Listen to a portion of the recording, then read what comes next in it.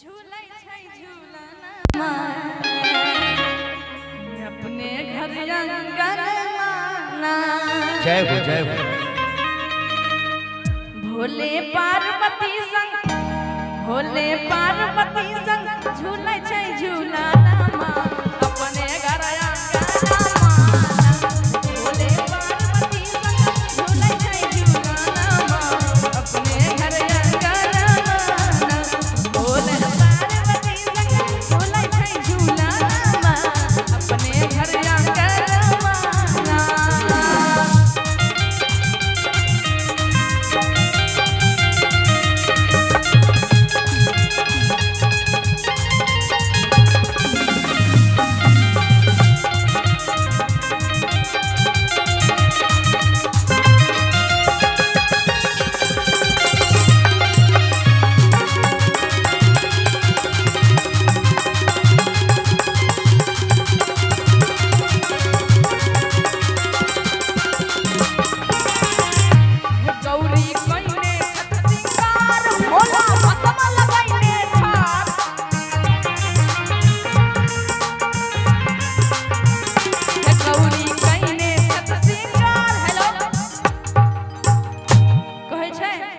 गौरी कइने छत सिंगार भोला भस्म लगइने ठार।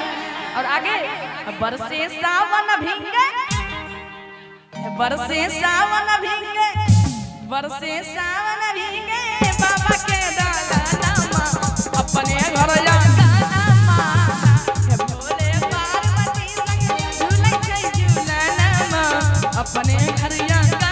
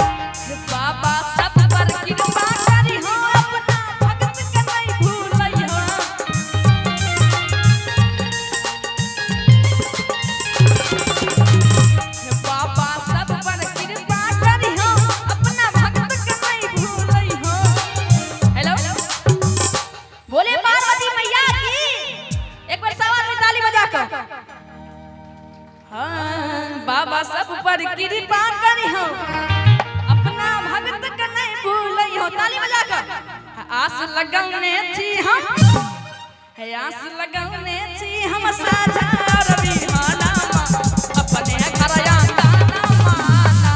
भोले पार्वती संग झूलै छै झूलना अपने घर अंगना।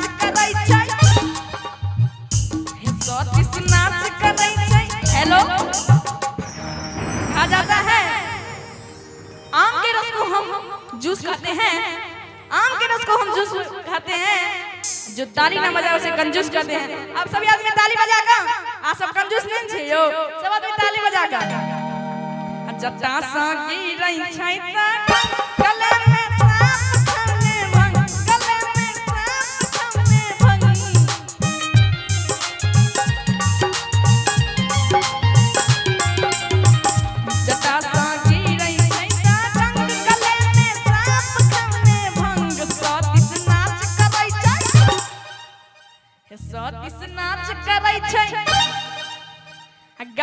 छै भजनमा अरे अपने है घर आया गाना बोले पार्वती संग झूले छै झूलनमा अपने